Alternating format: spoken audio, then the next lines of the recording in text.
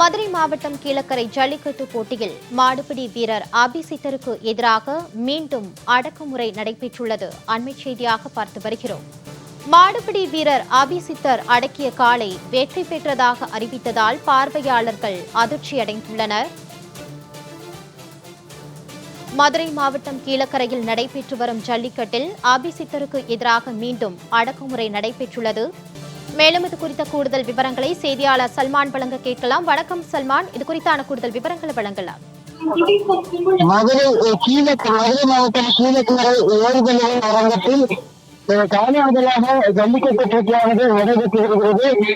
இரண்டாம் சுற்று நடைபெற்று வரக்கூடிய நிலையில் அந்த இரண்டாம் சுற்றில் மாடுபிடி வீரராக சிவகங்கை மாவட்டம் போவந்தியைச் சேர்ந்த அதாவது அலகாநல்லூர் ஜல்லிக்கட்டு போட்டியில் முதலிடம் பரிசு அறிவிப்பிலும் பல்வேறு அவரீர்கள் நடைபெறுவதாக குற்றம் சாட்டிய சிவகங்கையைச் சேர்ந்த அபிசித்தர் என்ற மாடுபிடி வீரர் 54வது சீனியரில் தற்போது விளையாடி வருகிறார்.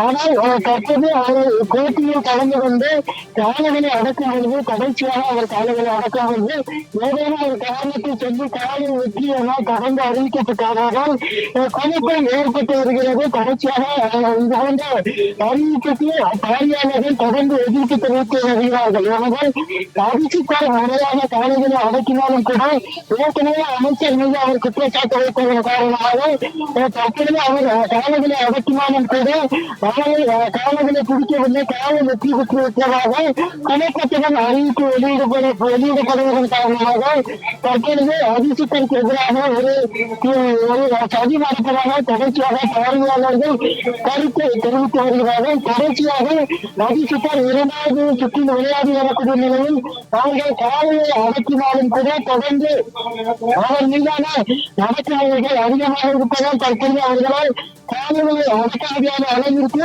மன உளைச்சல்களை ஏற்படுத்தி வரக்கூடிய ஒரு நிலைதான் காணப்படுகிறது. அமைச்சருக்கு எதிராக குற்றச்சாட்டு வைத்த மாடுபிடி வீரர் தற்போது இரண்டாம் சுற்று ஆடி வரக்கூடிய ஒரு சூழலில் அவருக்கு எதிராக நடைபெறக்கூடிய இது போன்ற அடக்குமுறைகளால் பார்வையாளர்கள் கடும் அதிர்ச்சியை ஏற்படுத்தியுள்ளது. சல்மான், இது குறித்த தங்களுடைய விரிவான தகவல்களுக்கு நன்றி.